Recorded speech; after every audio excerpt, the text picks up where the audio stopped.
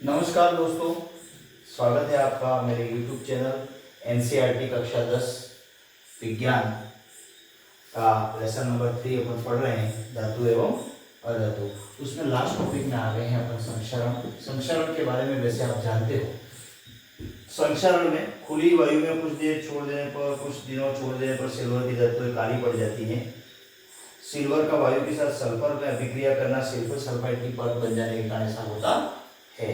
और कॉपर वायु में उपस्थित कार्बन डाइऑक्साइड के साथ अभिक्रिया करता है, जिससे इसके ऊपर भूरे रंग की जो चमक होती है वो धीरे धीरे खत्म हो जाती है और हरे रंग की परत चढ़ जाती है, जिसको बेसिक कॉपर कार्बोनेट कहते हैं। और लंबे समय से आर्द्र वायु में पड़े रहने पर लोहे पर भूरे रंग की परत चढ़ जाती है, इसे जंग लगना कहते हैं। अब ये सभी प्रक्रियाएं जो होती है वो संक्षारण। संक्षारण का मतलब क्या होता है? पहले पार्ट में आपने पढ़ा था, धातुओं का खराब हो जाना। ठीक है, अब धातुओं में कौन कौन सी धातुएं खराब हो जाती हैं? तो सिल्वर भी खराब हो जाती है, हल्की काली पड़ जाती है। उसके बाद कॉपर भी हरे रंग में बदल जाती है। और सबसे ज्यादा खराब जो होता है वो लोहा होता है, लोहे की वस्तुएं भी खराब हो जाती है। अब इनको किस तरह से अपन बचा सकते हैं? ये तो संक्षारण हो गया, किसी धातुओं का बिगड़ जाना संक्षारण कहलाता है। लेकिन हम इसको किस तरह से बचा सकते हैं, सुरक्षित रख सकते हैं? तो आपके पास उत्तर होगा, बिल्कुल होगा। क्या होगा कि अपन धातुओं को कैसे बचा सकते हैं? या तो इनके ऊपर पेंट कर दिया जाए, ठीक है, और क्या कर दिया जाए? उनके ऊपर तेल लगा दिया जाए, या फिर उनके ऊपर ग्रीस लगा दिया जाए, ठीक है, या फिर लोहे की वस्तुओं पर जस्ते की परत चढ़ा दी जाए, जस्ते की परत चढ़ा दी जाए, या फिर क्रोमियम का लेप किया जाए, क्रोमियम का लेप किया जाए, या फिर मिश्र धातु बना दिया जाए। वो आपको आगे बताया जाएगा। तो ये इतने उपाय हैं जिसके आधार पर हम बचा सकते हैं धातु को। किससे? संक्षारण से।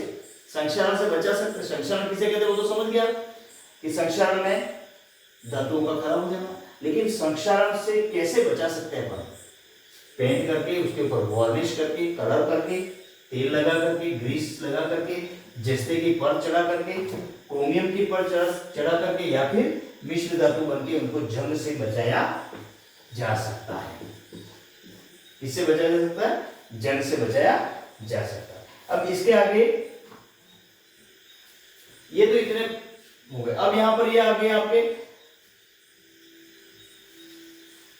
जस्ते की परत चढ़ाने में मैंने आपको बताया कि जस्ते की परत क्या क्या कहलाती है। तो लोहे और इस्पात को जंग से सुरक्षित रखने के लिए, लोहे व इस्पात को, इस्पात का मतलब स्टील, इस्पात को जंग से सुरक्षित रखने के लिए, जंग से सुरक्षित रखने के लिए, सुरक्षित रखने के लिए क्या किया जाता है? जस्ते की, उन पर जस्ते की पतली परत चढ़ाई जाती है, उन पर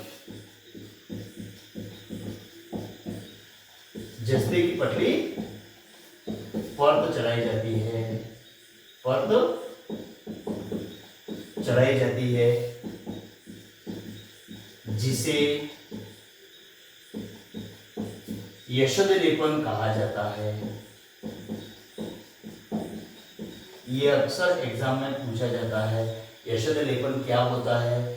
तो सीधी सिंपल सी बात है, लोहे और इस्पात को जंग से बचाने के लिए उनके ऊपर जस्ते की पतली परत चढ़ाई जाती है, उसको अपन यशद लेपन कहते हैं।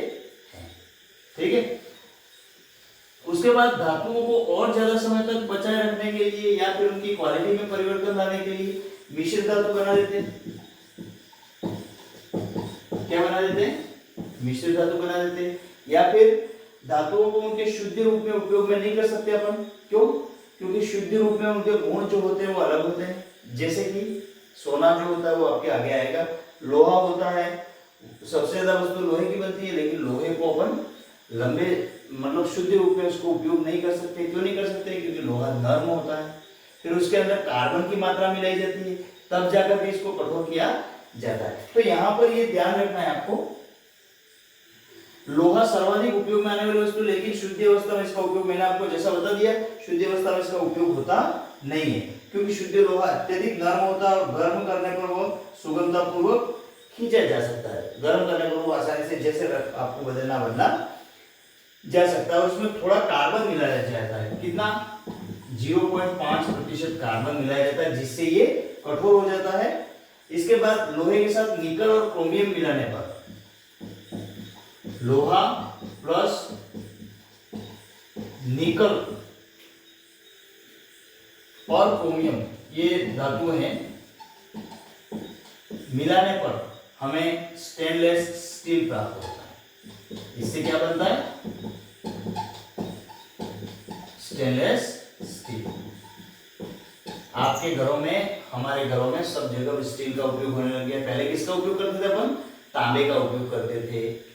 करते थे कि नहीं करते थे? अपने घरों में पुराने जो बर्तन होंगे वो तांबे के होंगे, बड़े बड़े बर्तन आपने देखे होंगे। लेकिन अब धीरे धीरे तांबे के बर्तनों को हटा करके, महंगे आते हैं, हटा करके अपन किस पे आ गए? स्टेनलेस स्टील पे आ गए हैं, जो कि जिसकी कोई कीमत नहीं होती है। एक बार आप लाए बर्तन, खराब हो गया, बिगड़ गया, टूट गया, फूट गया, उसकी कोई कीमत आती नहीं। लेकिन पहले जो तांबे के बर्तन आते थे, पीतल के बर्तन आते थे, वो क्या होते थे? वापस उसको बेच देने पर उसकी कीमत आ जाती थी और अपन उसको उपयोग में अच्छे, और इसमें इसके अंदर भोजन पकाना, खाना, पानी का रखना स्वास्थ्य के लिए भी अच्छा होता था। लेकिन अब स्वास्थ्य तो गौण हो गया है ना? स्वास्थ्य चीज क्या होगी? गौण होगी।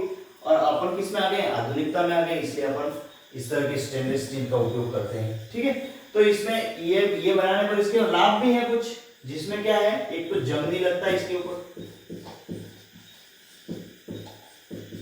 क्या नहीं लगता है? जंग नहीं लगता है। ठीक है, और क्या नहीं होता है? ठीक है, और मिश्र धातु के अलावा और भी कौन कौन से, जैसे मिश्र धातु किसे कहेंगे? दो या दो से अधिक धातुओं के समांगी मिश्रण को मिश्र धातु कहते हैं।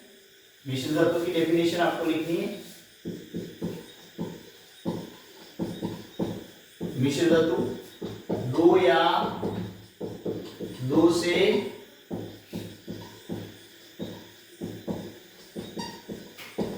अधिक धातुओं के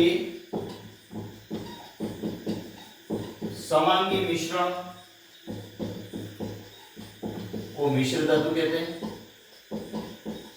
मिश्र धातु कहते हैं।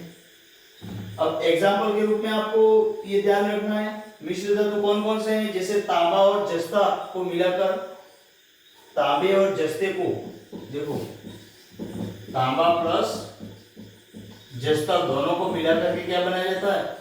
पीतल। ठीक है, उसके बाद कॉपर,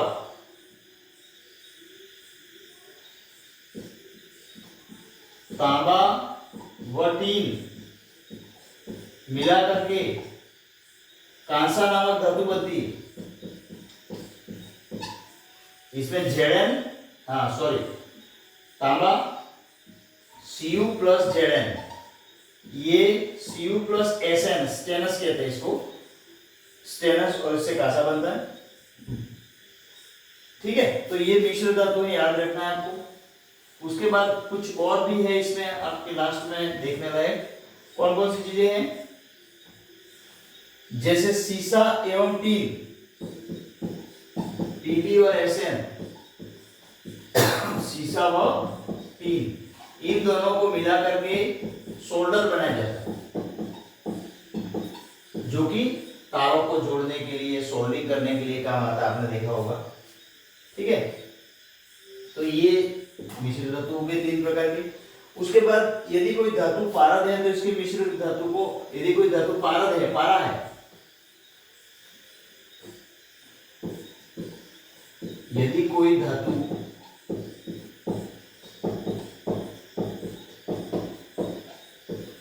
पारद है तो इसके मिश्र धातु को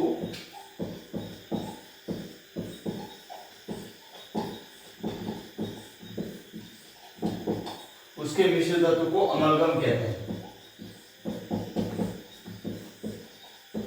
कहा जाता है। ये याद रखना है आपको, ठीक है। उसके बाद यहाँ पर सोने के बारे में थोड़ा सा आपको बता दें। सोने के बारे में, जो अत्यधिक शुद्ध मात्रा में सोना होता है वो 24 कैरेट होता है,